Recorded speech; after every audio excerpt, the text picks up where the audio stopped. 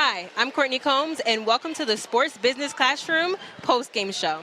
And tonight, we are tackling the Dallas Mavericks versus Philadelphia 76ers game, where the Mavs won 111-103. And joining me here tonight, I have Josh Madsen, Chris Donson, and Kimia Oliver. And it was a dominant fourth quarter by the Dallas Mavericks as they outscored the 76ers 37-14 in the last quarter. Now, Kimia, what are your thoughts on the first half compared to the second half? I feel like the 76ers really put their foot on the gas in the first half, shooting 55% from the field and 50% from beyond the arc. Defensively, they were more aggressive with 5 steals and 5 blocks compared to the Mavs, who struggled from the three-point line, only shooting 14%, only getting 3 steals and only a single block.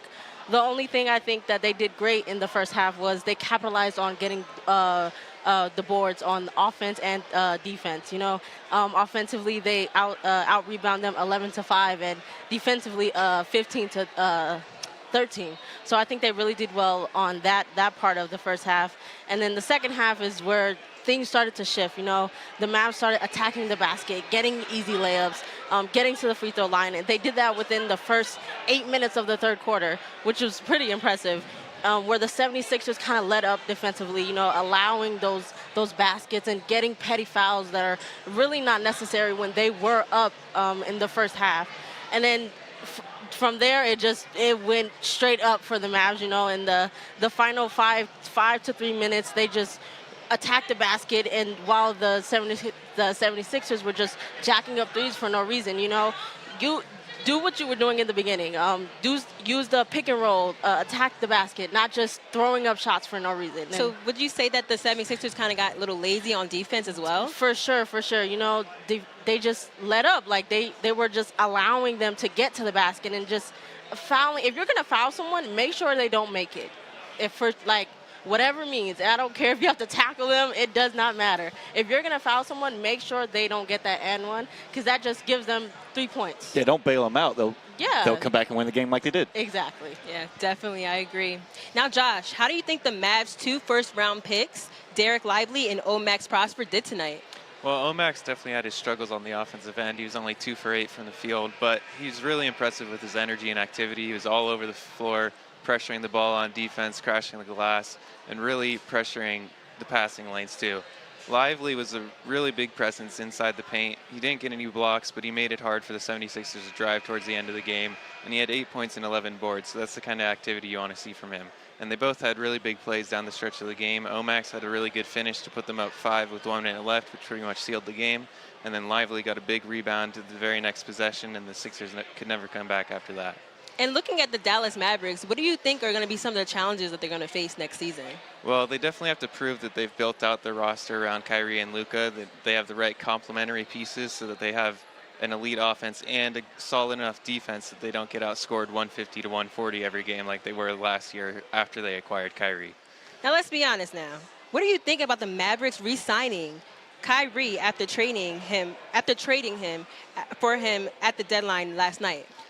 Well, I mean, once you traded for him, it was pretty much a sunk cost. You kind of have to re-sign him at that point. You can't let the asset go for nothing after you just sent out 2 good starters for him. So they really had no choice. And Kyrie, as difficult as his tenure in Brooklyn was a model citizen in Dallas. So you got to hope that now that he's out of the spotlight in New York a little bit, that in Dallas he can settle down, pair with Luka, and be the second star that Luka needs to reach the next level and hopefully make his first finals. Yeah, I definitely agree. Now, Donson, who were some of the key contributors you saw out here tonight? The 76ers had 3 or 4 guys I think could make a difference on their NBA roster, but really standing out is Javonte Smart. I've watched him since high school, Scotlandville, out of Baton Rouge, went to LSU. He's done everything that he showed in high school and college, built upon that. Come out and he had 15, 5, and 6, only 1 turnover, and in summer league play, that's amazing because this is chaos out here, and everybody's turning balls over. There's fouls everywhere. There's no foul limits. It's almost like there's no limits to turnovers, and he really limited the turnovers. That's what got him in the lead.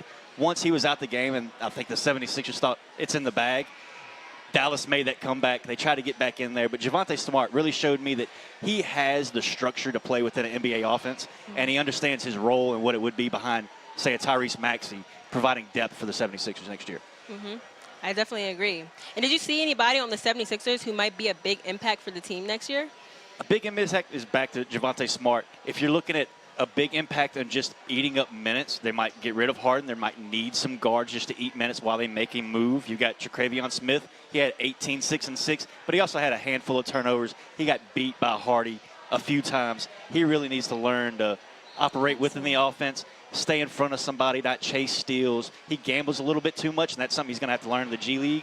And then you got DJ Stewart, 24 points, but they were empty points. That's another guy who just needs to learn the NBA structure. He's a rookie. He's undrafted. Arkansas player.